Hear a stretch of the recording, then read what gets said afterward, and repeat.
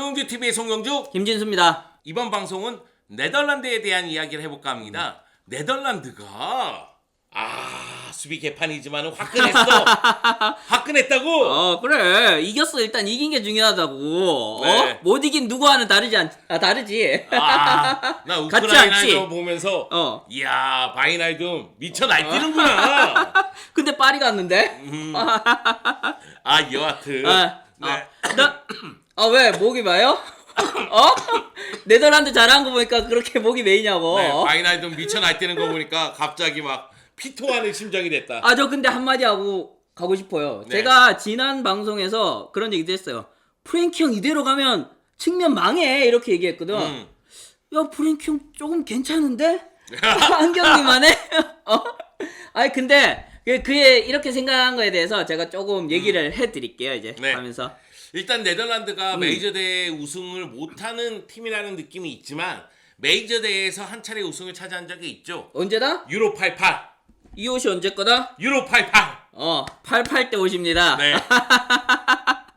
우리나라 국민이라면 88 하면은 올림픽을 서울 떠올리는데 올림픽. 얘는 유로 88을 떠올려. 나 유로 88 근데 라이브로 본 사람 아니야. 네. 어찌됐든 간에 유로 88이 네덜란드에게는 가장 영광스러운 순간이었고 항상 그때를 또 꿈꾸면서 도전을 하고 있죠. 유로 88 때 오렌지 삼총사가 뜰 때죠. 그렇죠. 로날드 쿠만. 코만이 또 수비에서. 그렇지. 쿠만 감독이 또 그때 또 나르셨지. 쿠만 감독도 있었고 본선 9회 출전. 근데 유로 2012 이후 7년 만에 출전이에요. 그래 유로는. 메이저 대회 최근에 못 나왔으니까. 계속. 2대회 연속으로 뭐 낙마했었고 유로도 7년 만에 나왔는데 4강 진출은 5회 했었어요. 네. 그 가운데 우승은 1회. 나머지는 다 4강에서 탈락. 그랬었고 이번 대회에서는 우승 배당률은 뭐 전체에서 한 8, 9위 뭐 이 정도 오가더라고요. 아무래도 반다이크가 빠진 게 좀 영향이 컸다라고 봐요. 물론 그렇지. 이제 반다이크가 있었어도 완전 뭐 최우선 뭐 그런 우승 후보 0순위 1순위까지는 아니지만은 한 4, 5위 정도는 할 수 있는 수준이었다라고 보거든요. 그렇겠죠. 근데 이제 반다이크가 빠진 게 이렇게 좀 평가가 내려오게 된 그런 원인이 아닌가 생각이 들어요. 네. 사실은 반다이크가 있었으면은 기존의 포메이션 4-2-3-1 포메이션을 가동했을 것 같은데 네. 우크라이나전 보니까 3백이더라고요. 네. 지난 월드컵 예선이었죠. 한 3, 4월쯤에 열렸던 그때만 해도 프랑크 데브르 감독은 4-2-3-1을 계속 그대로 고수해왔어요. 그렇게 고수해왔는데 대회를 앞두고 좀 심적 변화가 있었나 봐. 심적 변화하고 이제 그동안의 경기들 리뷰를 해보니까 이탈리아전이 굉장히 잘했던 것 같아. 근데 이탈리아전의 전술이 3-5-1을 썼었거든요. 네. 1-3-5-1을 썼었고 이때 기억이 좀 떠올랐는지 대회 대비 평가전 두 차례 평가전에서는 그대로 또 3-5-1을 썼어요. 네. 그러면서 3-5-1을 또 급하게 팀에 입히는 그런 작업들이 이루어졌고 이게 조별리그 1차전까지 이어졌죠. 사실 코만 감독 시절에도 코만 감독이 처음 지휘봉 잡았을 때는 수비가 불안하니까 3백을 썼었던 네덜란드이기 때문에 네. 뭐 백포, 백쓰리 이렇게 변화를 꾀하는 거에 대한 거부감이라든가 이질감은 좀 없지 않았나. 다만 바르셀로나 팬이나 네덜란드 팬이나 똑같아. 4-3-3을 해다오. 그러니까 뭐 이런 아니 얘기가 뭐 있잖아요. 국내에서 전문가들도 그렇고 축구인들도 그렇고 팬들도 그렇고 4-3-3 좀 써. 그러고 위에 비행기로 뛰어가지고 4-3-3 써야 돼요. 막 이런 플래카드까지 띄우고 막 그러거든. 근데 되게 열정적이다. 그 네덜란드는 좀 그래. 근데 프랭키가 그런 조언들은 감사하지만은 저는 3-5-1로 가겠습니다. 이런 얘기를 했어요. 근데 또 여기에서 유일하게 좀 지지한 인물이 있었으니 루이 바날 감독. 바날 감독이 이런 얘기를 했어요. 1-3-5-2가 상황에 더 유연하게 대처할 수 있고 변화를 주기 쉽다는 점에서 현대적인 포메이션이다. 4-3-3을 쓰면은 나중에 변화를 주려고 할 때 너무 경직되고 손이 많이 가는 그런 포메이션이다 보니까 3-5-1을 쓰는 것에 대해서 지지한다.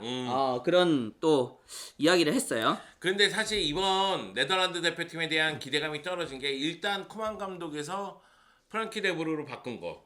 다운그레이드지. 명백한 다운그레이드지. 여기다가 아까 전에 판다이크 얘기도 했지만 판다이크뿐만이 아니라 주축 선수들 부상으로 빠지는 게 전력 누수가 적지 않아요. 좀 있죠. 예, 실러센 골키퍼가 주전 골키퍼인데 네. 코로나로 최종 명단에 소집됐다가 조기 하차하는 그런 일이 있었고 그 외에 좀 반더베이크 네. 부상으로 또 하차를 했었고요.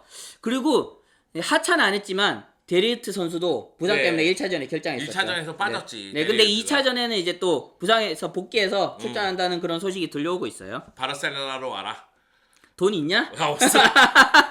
아 여기다가 둠프리스도 잘했고 그리고 데파이가 잘하더라고. 이게 네덜란드 대표팀에서. 유로 2020에서 2021년으로 연기되면서 그 악재라고 한다면은 반다이크를 잃게 된 것이지만은 호재라고 한다면은 데파이가 건강하게 돌아왔다는 거예요. 예. 수비에서의 핵심은 반다이크지만은 공격에서 핵심은 데파이고 두 선수의 뭐 클럽에서의 그런 영향력 이런 것들과는 별개로 대표팀에서는 영향력은 거의 같다라고 봐도 무방하거든요. 그만큼 데파이가 공격에서 해준 역할이 많았는데 이렇게 건강하게 돌아옴으로 인해서 밸런스는 좀 좋아졌다. 예, 그렇게 볼 수는 있어요. 우크라이나전 보면은 공격력은 만족한다. 근데 수비는 야 이거 문제가 있는 거 아니야? 이런 생각이 좀 들더라고요. 그런 점들에 대해서 또 전술적으로 조금씩 짚어보자면은 일단은 저는 이 초반에 굉장히 공격적으로 나갔고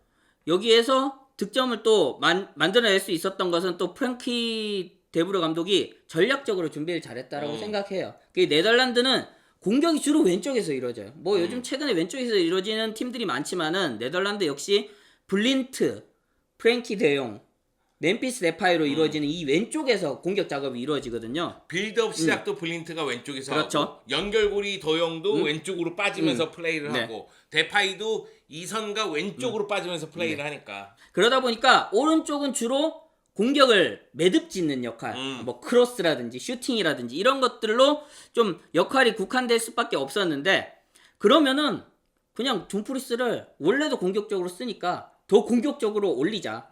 그래서 위치상으로는 윙백으로 나왔지만은 히트맵이나 이런 것들을 보면은 거의 윙포워드처럼 뛰었어요. 네. 예, 그리고 박스 안으로도 세도도 굉장히 열심히 하고 그런 것들이 세 골에 모두 관여하게 되는 그런 결과로 나타났었죠.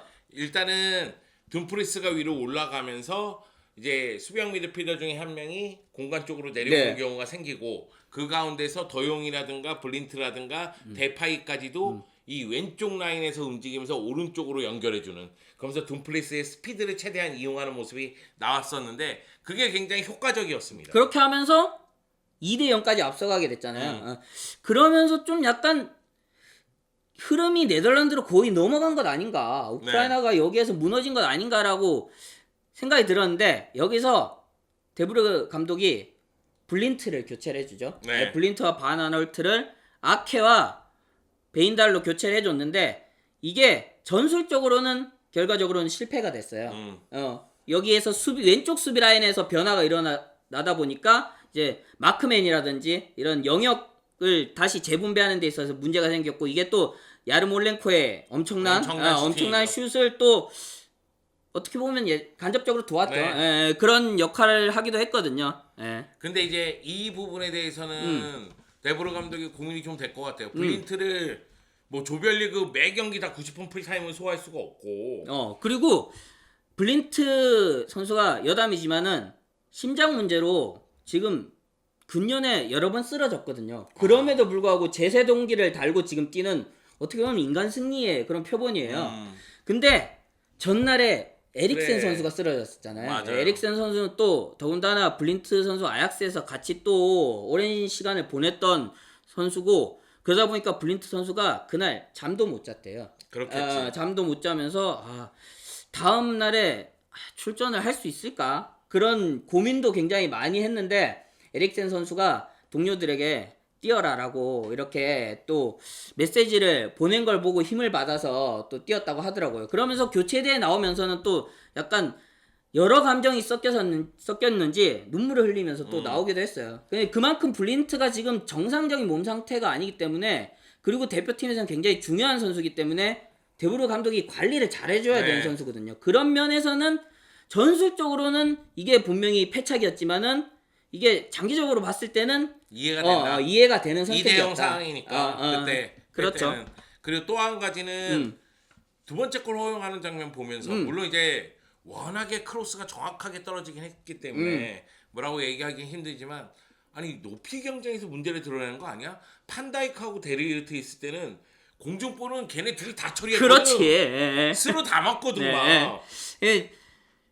반면엔 아케, 뭐 팀버 이런 선수들을 제외하면 지금 제공권 다툼이 되는 선수는 데브라이밖에 없거든요. 데브라이도 사실 키에 비해선 제공권이 그렇게 좋다라고 보기는 저는 어려워요. 예.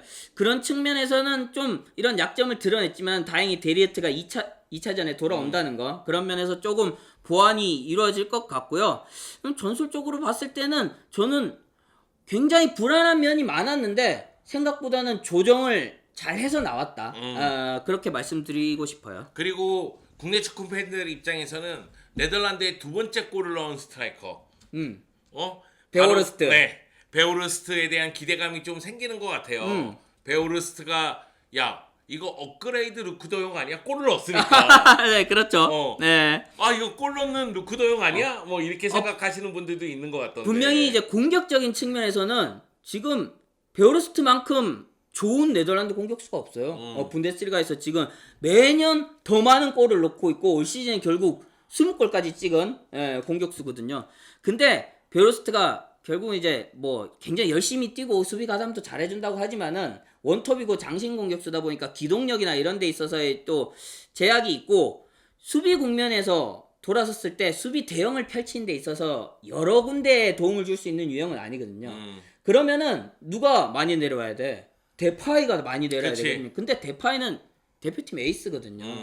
역습을 갈 때도 이 선수가 최대한 안 내려오는 게 최전방에서 위치하면서 이제 역습으로 전환할 때 볼을 받아주고 올라온 선수들에게 연결해주고 혹은 혼자 끌고 가는 그 첫 번째 장면 보셨어요 혹시? 네 봤죠. 다 제치고 슈팅까지 하는 바르셀로나에서 기대됩니까? 깜짝 놀랐습니다. 네.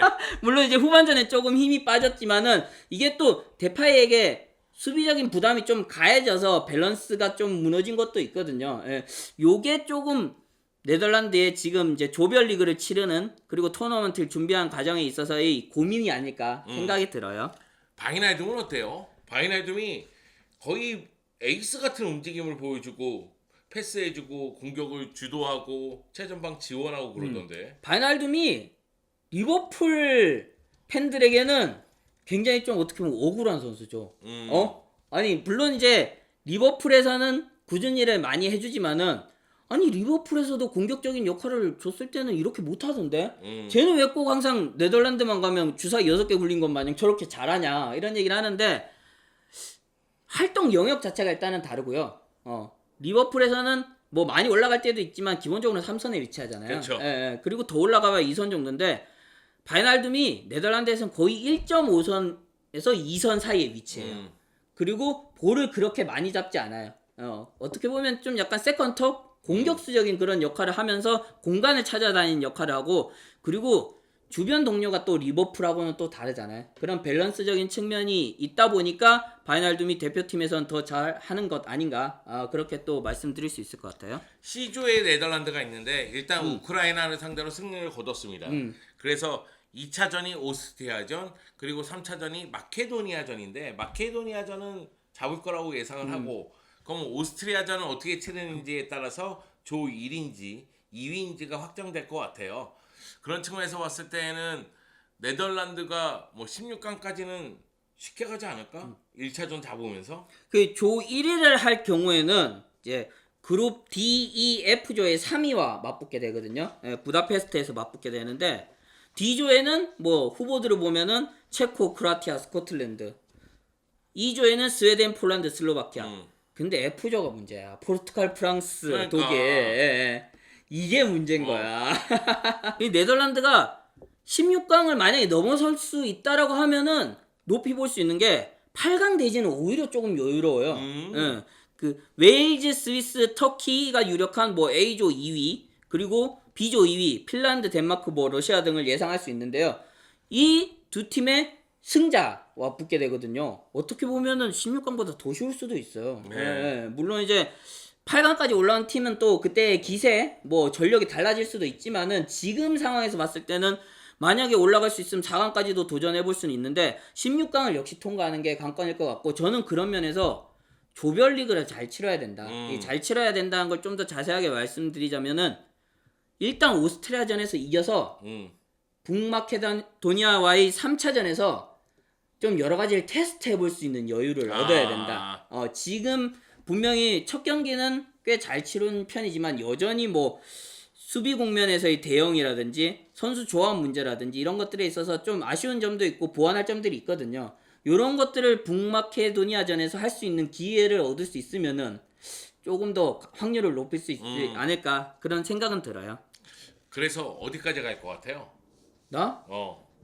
근데 16강이 불안해서 이게 데리트가 돌아오면은 분명히 조별리그는 일단 무난하게 통과할 것 같아요. 그래. 제 생각에 이게 조별리그에서 떨어질 전력은 아니에요. 근데 강팀 혹은 정말 머리를 잘 쓰는 명장 좋은 감독이 있는 감독과 붙었을 때 데브르 감독이 거기에서 수싸움에서 밀리지 않고 해줄 수 있을까? 라는 조금 불안함은 여전히 남아 있거든요. 그러니까 네덜란드 대표팀이 여러 가지 문제가 있긴 있어요. 일단은 뭐 주축 선수들이 부상으로 못 나오니까 그렇기 때문에 전력이 좀 다운됐고 그 가운데서 가장 큰 변수는 데브르 감독이죠.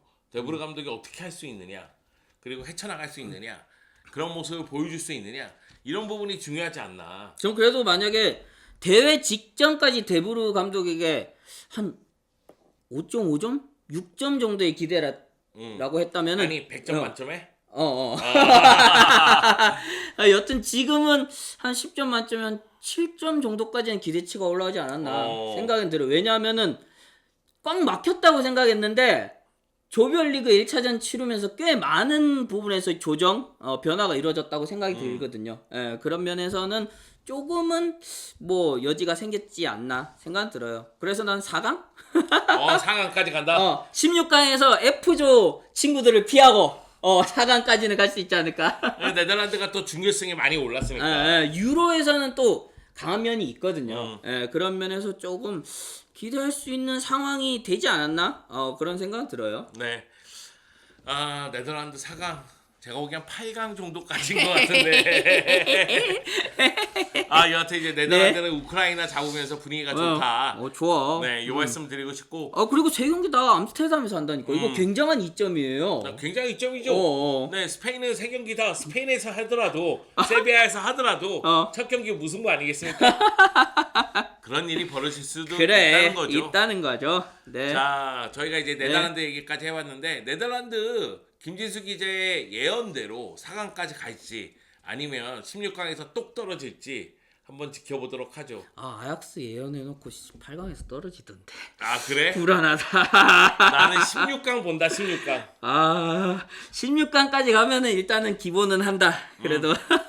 자, 오랜만에 메이저 대회에 돌아온 오렌지 군단 네덜란드 어디까지 올라갈지 끝까지 한번 지켜보고 유로가 다 끝나면은 저희가 이렇게 방송한 내용들 있잖아요. 이런 부분에 대해서 어느 부분은 맞았고 어느 부분은 틀렸다. 이런 시간을 또 갖도록 하겠습니다. 야, 이거 참여의 시간들을 보내게 됐네. 내가 생각하기에는 넌 분명히 반성한다. 나 행복회로 전문이야. 행복회로 없이 어떻게 사나 삶을. 너 내가 보기에는 저쪽에 회계의 방으로 와야 돼. 반성의 시간을 가져야 돼. 이때라도 돌려야지 어떡해. 이때 비관적으로 가면은 인생 내내 비관적이란 말이야. 그것도 또 부인하지는 못하겠다. 자, 네덜란드 대표팀이 어디까지 올라갈지 여러분 관심을 갖고 김진수 기자 마냥 한번 지켜보도록 해봅시다. 근데 내가 보기에는 뭐 그렇게 오랜 시간이 걸릴 것 같지 않습니다. 안 돼.